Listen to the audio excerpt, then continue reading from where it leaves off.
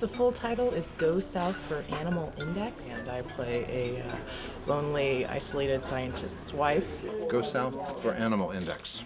Her dad was one of the scientists that was working on the atomic bomb, and he's the one who dies early in the film.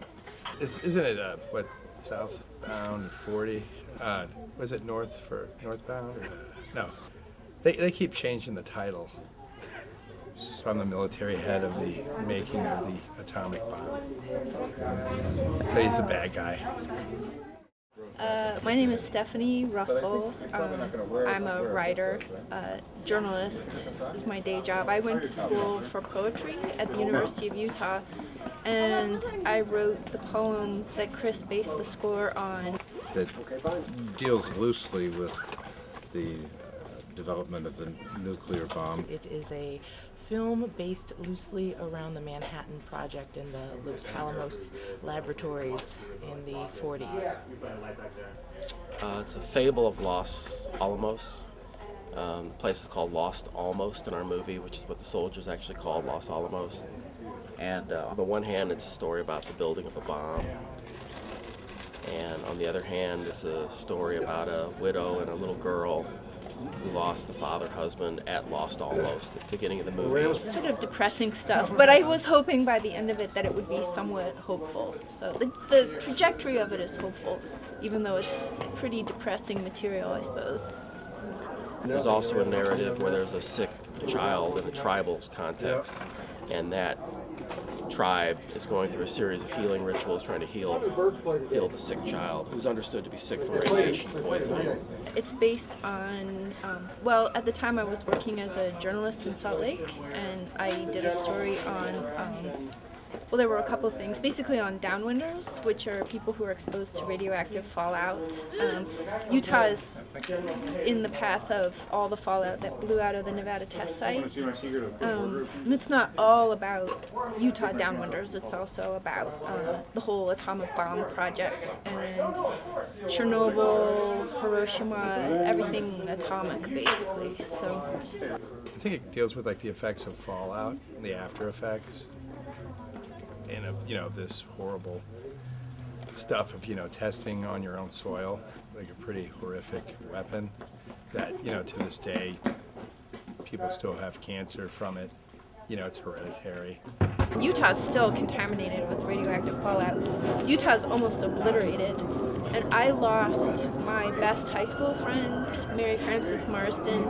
She died of this very weird, rare form of cancer when she was like 22. And it was just sort of a coincidence. Right after I went to her funeral, I was assigned to write about this book that had just come out called Downwinders, and kind of put two and two together.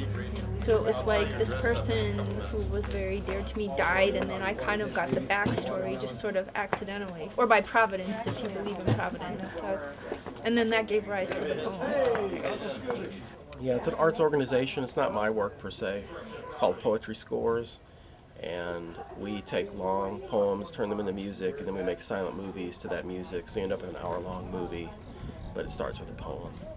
The first step is an art invitational where artists, usually about 50 artists participate. They choose a line of the poem and create a piece that illustrates that line of the poem. And then that is hung in the same way that the poem would read, so that as you enter you'll see some of the first lines of the poem, and as you walk through the gallery it'll run the length of the poem. Those pieces are auctioned as the first stage of a fundraiser to support scoring, and then the score is completed, those CDs are sold, and that's a way to raise some money for the films. So it translates the poem into several different media. It's more like, for the actor, it's like facial and reactionary. Well, it's silent. We don't capture any sound, so no. I mean, I don't tell people what to say or not to say. Actors typically do improvise their own speaking lines to feel comfortable in their roles. That's not the way I would do it if I were an actor, but I'm not an actor, and I just want people to be comfortable and get, we can always get good work out of people, but they have to be comfortable. We've been shooting, I think, a little over a year. Oh, way too long. Over a year. I'm 2 sizes too big for my shoes. Action! The other shoes, but Yeah, she's outgrown her movie shoes. She's wearing these until she has to squeeze the other ones on. Perhaps we will wrap sometime later this year, but we'll see. We started in Cuba, Missouri. We shot out in Chesterfield. We have a natural setting in Chesterfield. We shot out in Chesterfield. The director has a house with a little lake behind it, so we shot some outdoor scenes there. Atomic Cowboy has been like a movie. We've used that as a production lot. We rent this garage here that's become a little production lot. It's kind of cool. I wanted to shoot it all in Cuba, Missouri, and my crew and cast kind of revolted against all those long drives. So I looked for ways to do it in the city, and it's worked out really well. Trot yourselves out for the perfect day.